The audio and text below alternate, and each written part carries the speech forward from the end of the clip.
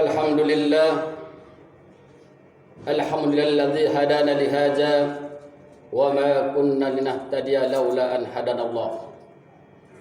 Asyhadu an la ilaha illallah wahdahu la syarika lah wa asyhadu anna Muhammadan abduhu wa rasuluh la nabiyya ba'dah. Allahumma shalli ala sayyidina Muhammad wa ala alihi sayyidina Muhammad.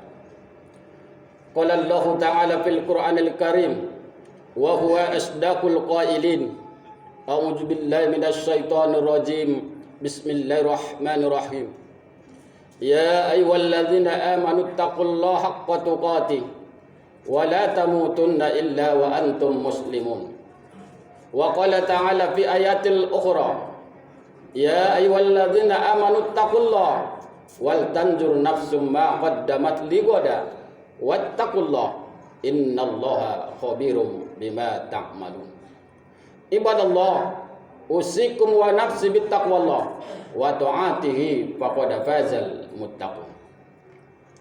Hadirin jamaah Jumat yang dimuliakan Allah Subhanahu wa taala, di hari yang mulia ini, Sayyidul Ayyam, mudah-mudahan kita semua selalu bersyukur kepada Allah Subhanahu wa taala karena begitu banyak nikmat diberikan kepada kita, seminimal dengan ucapan alhamdulillahi rabbil alamin. Dan salawat dan salam kita sampaikan kepada Nabi besar Muhammad sallallahu alaihi wasallam. Mudah-mudahan kita semua nanti mendapatkan syafaatnya di yaumil qiyamah. Hadirin jamaah Jumat Allah Subhanahu wa taala, di hari yang mulia ini, dan ini salah satu bulan yang mulia, bulan yang diharamkan oleh Allah Subhanahu wa taala, yang disebut dengan bulan haram. Inna iddatas syuhuri indallahi isna asara syahra. Sesungguhnya bilangan bulan di sisi Tuhanmu ada 12 bulan. Namun di antaranya ada minha arba'atun hurum. Di antara yang 12 bulan itu ada 4 bulan haram, bulan yang diharamkan atau yang dimuliakan oleh Allah Subhanahu wa taala.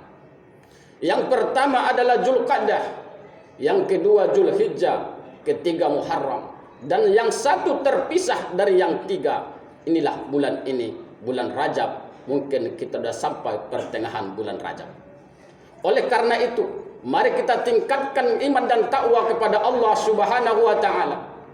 Karena di bulan ini perbanyak istighfar, perbanyak amal-amal soleh, supaya kita nanti terbiasa untuk menghadapi bulan yang suci. Di antara itu adalah bulan Ramadan. Tinggal jarak sebulan lagi kita akan menghadapi bulan Ramadan, bulan yang ditunggu-tunggu oleh umat Islam sedunia. Hadirin bukan Allah Subhanahu wa taala. Oleh karena itu, mari kita jaga iman, karena iman itulah suatu kekuatan bagi seorang muslim, biar tahu dia apa rasanya, nikmatnya, karena iman itu tentang ketaatan kepada Allah Subhanahu wa taala. Dan karena iman itulah kita bisa merasakan lezatnya penghambaan kepada Allah Subhanahu wa taala. Karena itulah banyak Al-Qur'an Allah jelaskan dalam Al-Qur'an selalu, hai orang-orang yang beriman, tak pernah ada satupun hai orang-orang yang bertakwa. Kenapa? Karena orang-orang yang beriman belum tentu dia bertakwa, tapi orang yang sudah bertakwa jelas tentu sudah pasti beriman. Karena itulah, ya ayyuhalladzina amanu taqullaha haqqa tuqatih. Hai orang-orang yang beriman, bertakwalah kamu kepada Allah haqqa tuqatih, dengan sebenar-benar takwa. Oleh karena itu, dengan cara apa kita menjaga iman? Tentu kita harus selalu menjalankan ketaatan kepada Allah Subhanahu wa taala. Karena bukti dari keimanan itu adalah salah satunya takwa. Apa takwa itu? Meninggalkan segala larangan dan menjalankan segala perintah Allah Subhanahu wa taala. Hadirin dengan Allah Subhanahu wa taala. Lalu karena iman itulah manusia aman di sekitarnya kalau dia betul-betul beriman kepada Allah. Karena iman itu bisa mendamaikan, mengamankan situasi dalam daerah ataupun lingkungan itu. Kalau semua orang Indonesia betul-betul beriman kepada Allah Subhanahu wa taala, tidak akan ada perselisihan antara sesama. Tapi ada imannya kuat, ada iman yang lemah. Betul kata Rasulullah, iman itu bersifat fluktuatif, kadang stabil, kadang berkurang, kadang bertambah, bahkan bisa hilang dari dada seorang muslim. Maka karena itu jaga iman dengan perkuat sholat, karena kunci segala hal itu adalah sholat. Hadirin karena Allah Subhanahu wa ta'ala, karena itulah manusia ini selalu diserukan oleh Allah, hai orang-orang yang beriman, bersabarlah kamu. Tidak pernah hai orang yang sabar beriman kamu, tidak pernah, selalu hai orang-orang beriman. Karena Al-Quran pun 2 tahap berturun, satu di Mekah, satu di Madinah. Di Mekah semua awalannya tentang akidah, keyakinan, keimanan kepada Allah Subhanahu wa ta'ala. Rata-rata semua awal dari Al-Quran turun di Mekah, hai orang-orang yang beriman. Sedangkan di kota Madinah itu tentu ya haywan nas, tentang manusia, muamalah dan hukum-hukum lainnya. Oleh karena itu, mari kita tingkatkan iman dan takwa kepada Allah Subhanahu wa taala. Supaya apa? Supaya mendapat ketenangan, kedamaian Indonesia semuanya, seutuhnya, baik yang non muslim ataupun yang Islam. Biar sama-sama enak, damai, tidak ada perselisihan antara kita semua. Hadirin yang dimuliakan Allah Subhanahu wa taala, karena Islam itu Allah anjurkan keadilan. Ikdilu, berbuat adillah, karena keadilan itu mendekati ketakwaan. Lalu kita apa lagi? Harus kita jaga iman, karena iman itu kata Rasul bisa menua. Seperti baju yang kita pakai, kadang kena hujan, kadang kena panas, dia bisa menua atau bisa rusak. Dengan cara apa kita untuk memperbaharui iman? Kata Rasulullah, aksiru min qouli la ilaha illallah. Perbanyaklah ucapan, perkataan kalimat la ilaha illallah.